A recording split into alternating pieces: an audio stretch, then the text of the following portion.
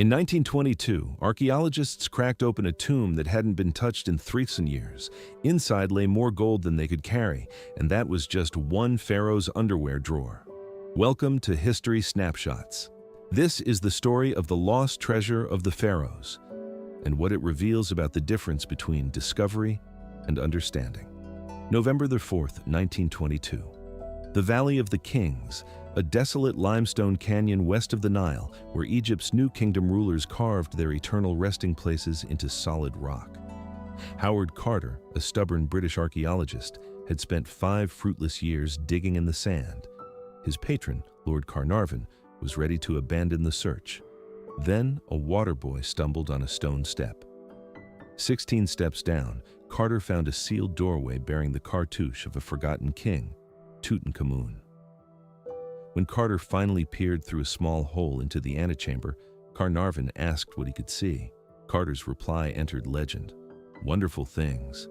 The room glittered with golden furniture, alabaster vases, ebony chests, and jeweled treasures piled floor to ceiling. It would take 10 years to catalog everything. But here's what matters.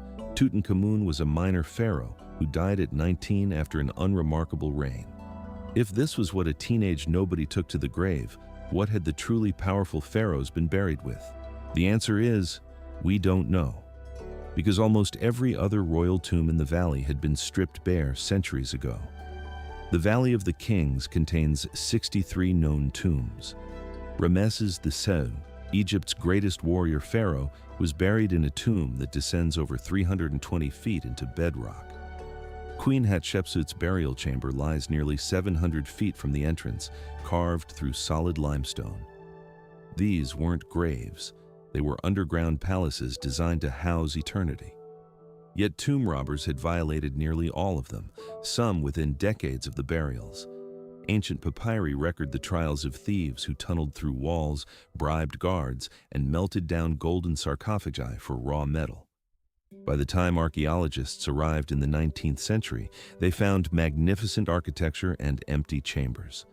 The irony is perfect. Tutankhamun's tomb survived only because it was insignificant. Subsequent pharaohs built tombs directly above it, burying the entrance under rubble. The greatest kings, whose tombs were marked with grand entrances and known to all, became the easiest targets. But the story doesn't end with empty tombs.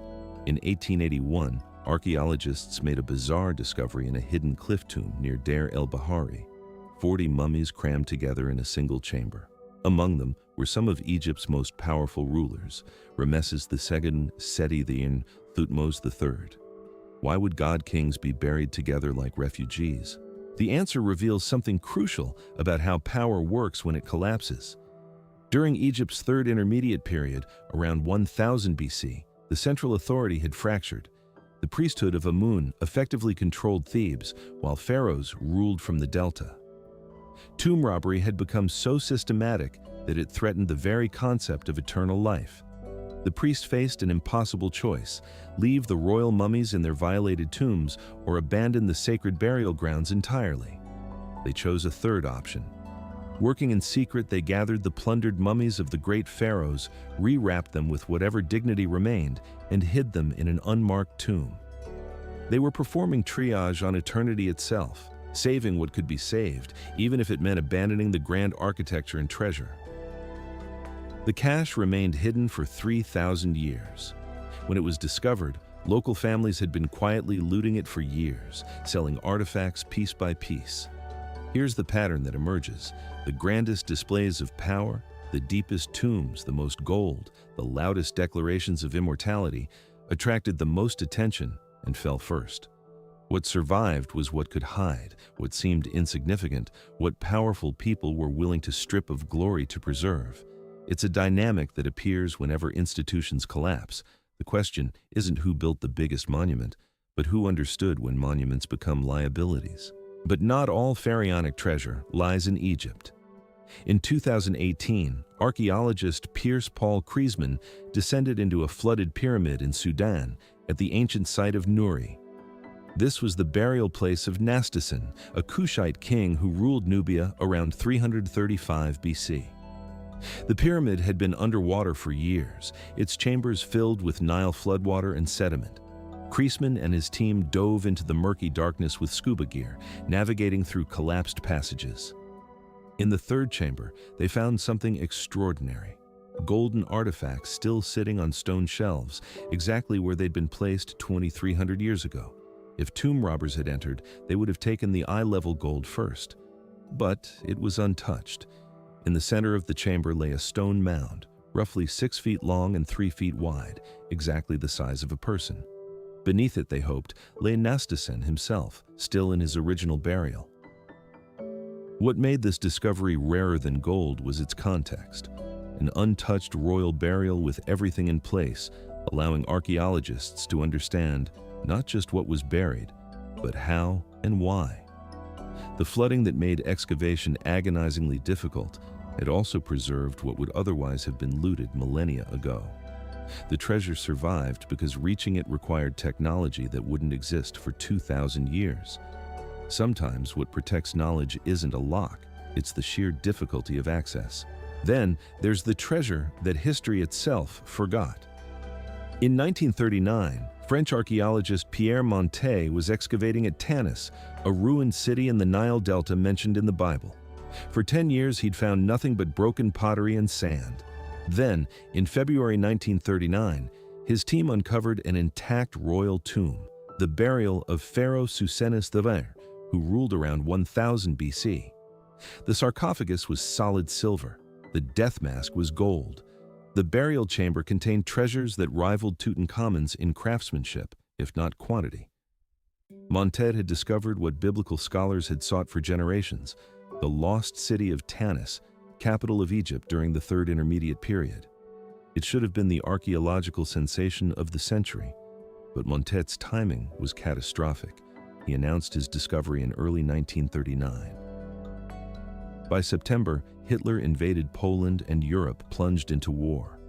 The world had no attention for ancient gold when modern armies were marching. Montet continued excavating through the war years, discovering more intact royal tombs, but his work was published in French journals that few could access during wartime. By the time peace returned, the moment had passed. Today, Tutankhamun remains a household name, while Susenes the Wise is forgotten. Not because the discovery was less significant, but because history is as much about timing as substance. The greatest find means nothing if the world isn't watching. So what did the pharaohs actually lose? Not just gold. Gold can be replaced. They lost context. Tutankhamun's treasure is magnificent, but we know almost nothing about him because his tomb contained no books, no administrative records, no correspondence. We have his underwear, but not his thoughts. The royal mummy cache preserved bodies, but not the theology that made those bodies sacred. Nastasen's flooded tomb may contain answers, but only if we can reach them before the water destroys what it protected. And Tanis, perhaps the richest find of all, remains obscure because it arrived at the wrong moment in history. Here's the lesson. Preservation isn't about building the biggest vault or accumulating the most treasure. It's about understanding what actually matters and ensuring it can survive contact with a chaotic world. The pharaohs optimized for eternity, but built for display, and display attracts plunder. What survived was what could hide, what seemed worthless, or what was physically unreachable. In your own work, the question isn't how to make your best ideas impressive. It's how to make them durable. The colleague with the most polished presentation isn't the one whose insights survive reorganization. The one whose ideas are embedded in boring infrastructure is, the pharaohs buried their treasure. The smart ones would have buried the instruction manual for rebuilding civilization. One glitters, the other matters.